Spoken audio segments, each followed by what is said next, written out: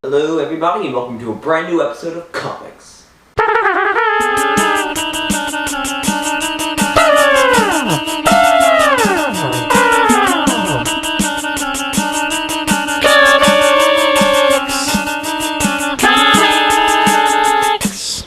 So yeah, not much has gone on in the Marvel world this week, it seems like. I was having trouble thinking of what to talk, but I got a few things to talk about.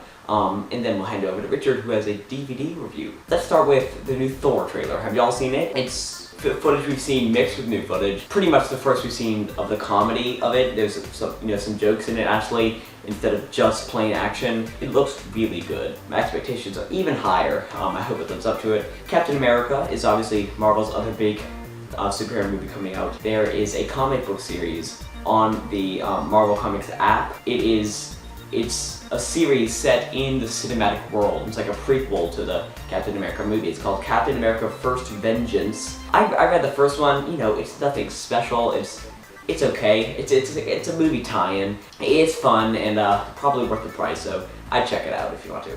As you know, Shane Black is directing Iron Man 3.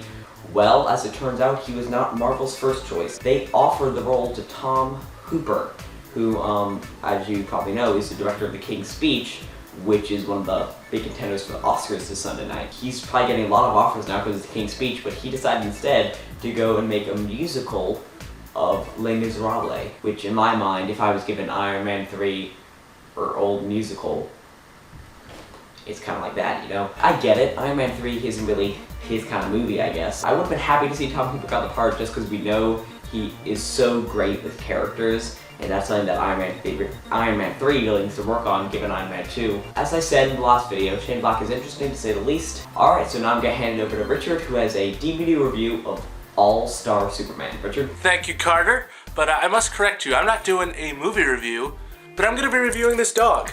It's a great dog. I'll give it 5 stars. Well, it stinks, so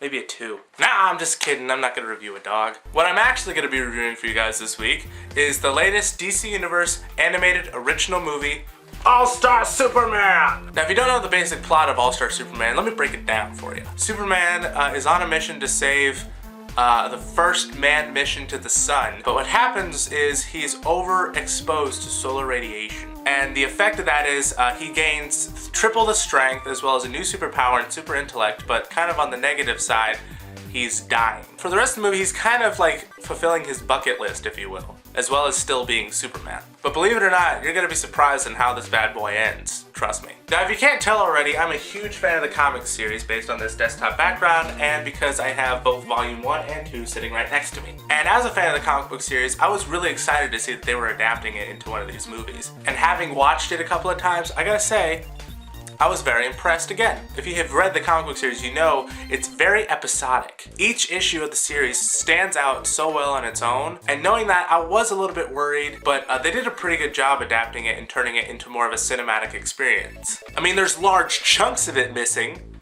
but they did a good job nonetheless. Props to Dwayne McDuffie, the screenwriter, and Sam Lowe, the director. And speaking of Dwayne McDuffie, if you don't know already, he unfortunately passed away the same day that All-Star Superman came out. Carter and I send our condolences out to McDuffie's family as well as his friends, and of course his fans, which includes Carter and myself. And as far as the voice acting goes in this film, these voice acting in each of these DC animated movies are always spectacular. The actors in this film are James Denton, who plays Superman, Christina Hendricks from Mad Men, who plays Lois Lane, and Anthony Paglia, or LaPaglia, whatever, from Without a Trace, who plays Lex Luthor. I thought each one of them, including everybody else in the voice casting roster, did a fantastic job with the characters they were given. Now, if you're a frequent buyer of these DC animated movies, you know that the special features aren't usually the best. But surprisingly enough, the special features including on this particular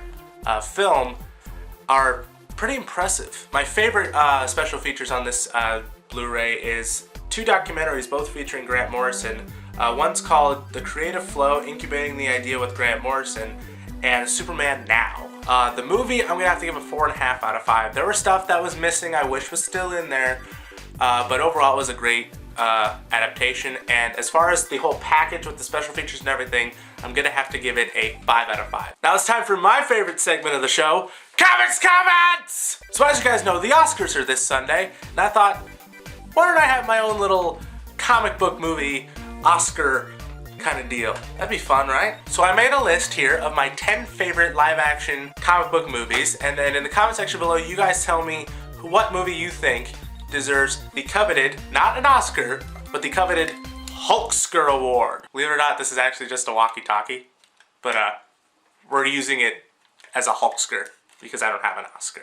Number 10, Scott Pilgrim vs. the World. Number 9, Kick-Ass. Number 8, Superman 2. Number 7, V for Vendetta. Number 6, Batman Begins. Number 5, I Am Iron Man. Number 4, Spider-Man 2. Number 3, Hellboy. 1 or 2, doesn't matter. Number 2, Sin City. And number 1, The Dark Knight. Okay, I'm done talking. Back to you, Carter. Alright, thank you all very much. You know what to do. Like us on Facebook, follow us on Twitter, subscribe to this channel, leave us a comment, do all the fun stuff, you know. And we will see you next week with a brand new episode of Comics.